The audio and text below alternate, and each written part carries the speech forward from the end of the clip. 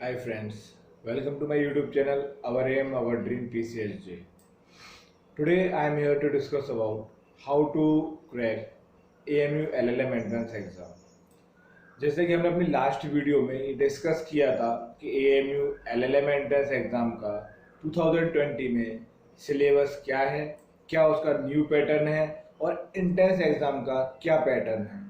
जैसे कि उसमें मैंने बताया था आप लोगों के लिए कि AMU का जो LLM का एंट्रेंस एग्ज़ाम है वो 100 मार्क्स का होगा और जो 100 मार्क्स को डिवाइड किया गया है टू पार्ट्स में। 50 marks for objective and 50 marks for subjective.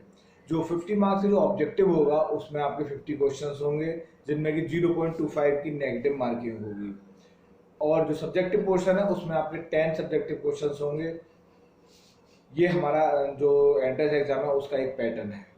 जैसे मैंने आपको अपनी लास्ट वीडियो में ये भी डिस्कस किया था कि उसमें सब्जेक्ट कौन कौन से आने वाले हैं, किस किस सब्जेक्ट को हमें देखना होगा। तो हमने मेनली क्या देखा था कि उसमें 7 हेड ऑफ सब्जेक्ट देखे थे, not subject, 7 heads of subject. कुछ सब्जेक्ट थे, कुछ हेड ऑफ जैसे कमर्शियल लॉ है, क्रिमिनल लॉ है, तो उसमें बहुत सारे लॉज अंदर आते हैं। तो अब हम ये डील यहाँ आज हम इस वीडियो में ये बात करेंगे कि जो हमारा सिलेबस का जो पैटर्न है उसको हम किस तरीके से तैयार करें और कैसे हमारा एलएलएम का एंट्रेंस क्रैक हो सकता है। तो देखिए, जैसे कि हमारा सब्जेक्ट वाइज थे तो हम सबसे पहले ऑब्जेक्टिव की बात करते हैं।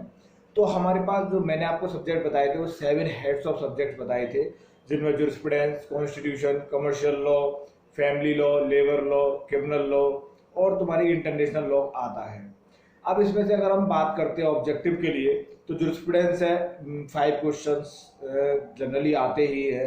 इंटरनेशनल लॉ में international law as well as international current affairs से क्वेश्चन यहाँ बन रहे हैं, मैं 2 साल से देखा है इसमें।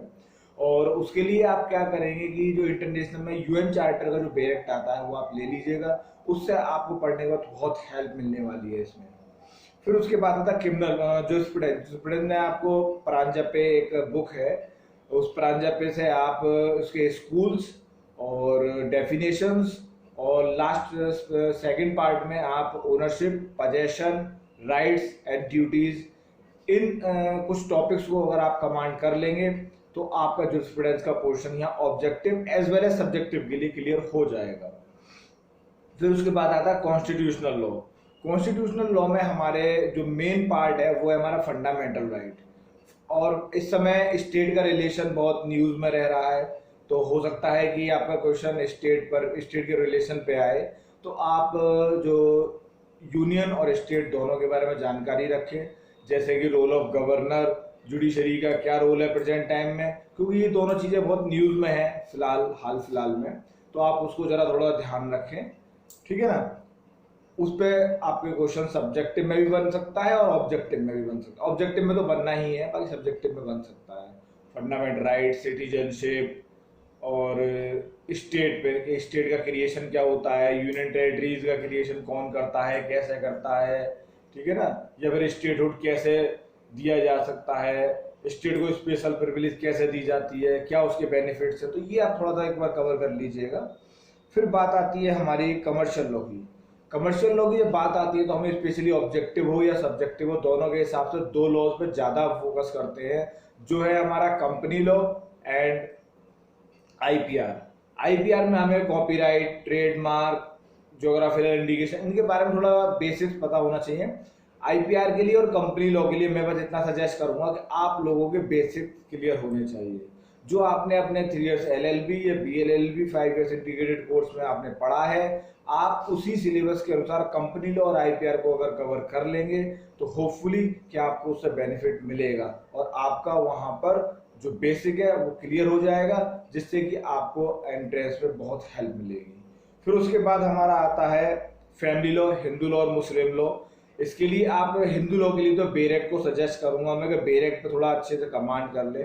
बेरेट से इसमें प्रोविजंस आपको सीधे मिलेंगे ऑब्जेक्टिव में, और साथ साथ सब्जेक्टिव में आपको मुस्लिम लॉ या हिंदू लॉ से एक क्वेश्चन मिलेगा। और मुस्लिम लॉ में मैं ये सजेस्ट करूंगा कि मुस्लिम लॉ में जितने भी टॉपिक्स हैं उनकी जो उर्दू वोकेबलरी है यानी उर्दू टर्मिनोलॉजी है, जैसे गिफ्ट का गिफ्ट ना पूछ के वो हिबा पूछ लेंगे, कस्टडी का कस्टडी ना पूछ के हिजानत पूछ लेंगे, ठीक है ना। तो इस तरीके से हमें जो उसके उर्दू के टर्म्स हैं उनको थोड़ा सा अपने लिए मेमोराइज करना है कि हाँ इस टर्म का मीनिंग ये है, क्योंकि हमें कंसेप्ट पता होता है, हम आंसर लिख सकते हैं, लेकिन हमें उस मीनिंग टर्मिनोलॉजी का नहीं पता होता, तो हम उस आंसर को या तो उसमें लैग कर जाते हैं या फिर उस आंसर को हम छोड़ देते हैं। और 10 सब्जेक्टिव क्वेश्चन होंगे, आपको एक सब्जेक्टिव क्वेश्चन छोड़ना भी आपको कंपटीशन से बाहर कर सकता है।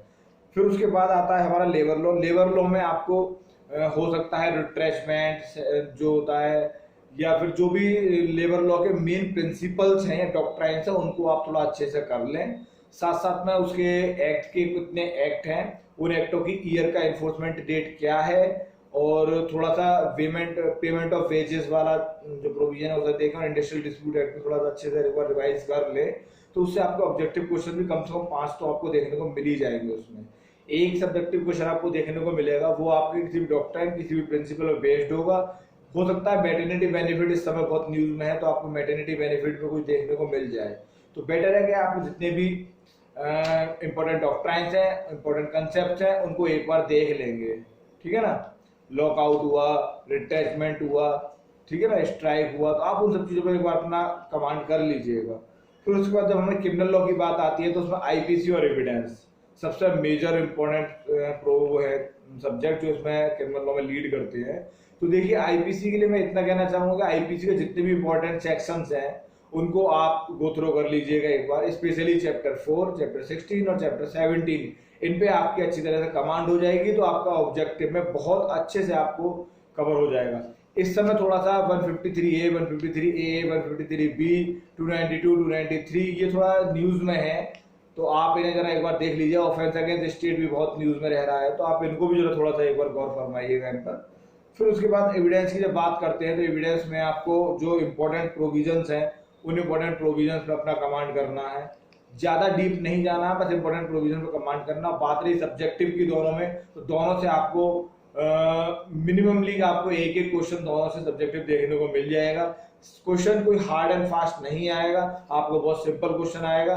अगर आपको बेरेक की लैंग्वेज क्लियर है या आपके कंसेप्ट क्लियर है, तो आप उस आंसर के लिए बड़ी आसानी से अटेम्प्ट कर सकते हैं। फिर उसके बाद आता है हमारा इंटरनेशनल लॉ। इंटरनेशनल लॉ का मैं ऑलरेडी आपको बता ही चुका हूँ, जो कि जो यूएन चार्टर है वो आप ले लें, और यूएन चार्टर के बाद आप उसको ऑब्जेक्टिव के लिए क्लियर कर लें। सब्जेक्टिव में तो हो सकता है कि आपको इंटरनेशनल लॉ से जो थ्योरीज हैं, थ्योरीज ऑफ स्टेट या फिर नेशनैलिटी या डोमिसाइल, इन पे कोई क्वेश्चन लिखने को मिल जाए, ठीक है, तो वो आप एक बार देख लीजिएगा। टेरिटोरियल लिमिट क्या है हमारी सी की, और उसके बाद कितनी टेरिटोरियल लिमिट, इकोनॉमिक जोन कहाँ चलता है हमारा, तो ये हम सारी चीज थोड़ा उसमें कवर कर ले। करंट अफेयर्स कि क्या यूएन ने इस समय कितने, यूएन में कितने कंट्रीज हैं, आईसीजे में कितने मेंबर्स हैं, और परमानेंट मेंबर्स कौन कौन हैं सिक्योरिटी काउंसिल में, प्रेजेंट में नॉन परमानेंट मेंबर कौन है, इंडिया को मेंबरशिप जो मिली है वो किस ईयर से किस ईयर तक मिली है, इंडिया कितनी बार नॉन परमानेंट मेंबर रह चुका है या कौन सी बार इसका अपॉइंटमेंट हुआ, आईसीजे में इंडिया का रिप्रेजेंटेशन क्या रहा है, ठीक है ना। तो इसके बारे में हमें थोड़ा सा बेसिस क्लियर होना चाहिए। आईसीजे का प्रेसिडेंट कौन होता है, ठीक है, और आईसीजे का जो बेंच है वो बेंच कितने जजों की होती है, कितना उनका टेन्यूर होता है, कैसे उनका अपॉइंटमेंट होता है, ये थोड़ा हमें क्लियर करना पड़ेगा। अब बात आती है कि हमें सब्जेक्टिव आंसर लिखना कैसे हो। देखिए वहां पर आपको एक पेज मिलेगा A4 शीट, जो कि उसमें लाइनिंग आपकी होगी या नहीं भी हो, आपको क्वेश्चन मिलेगा और एक पेज मिलेगा, उसी एक पेज में आपको अपने आंसर को कंक्लूड करना होगा। तो बेटर है कि आप अपने आंसर को बहुत शॉर्ट लिखें और थोड़ा कंटेंट वाइज लिखें।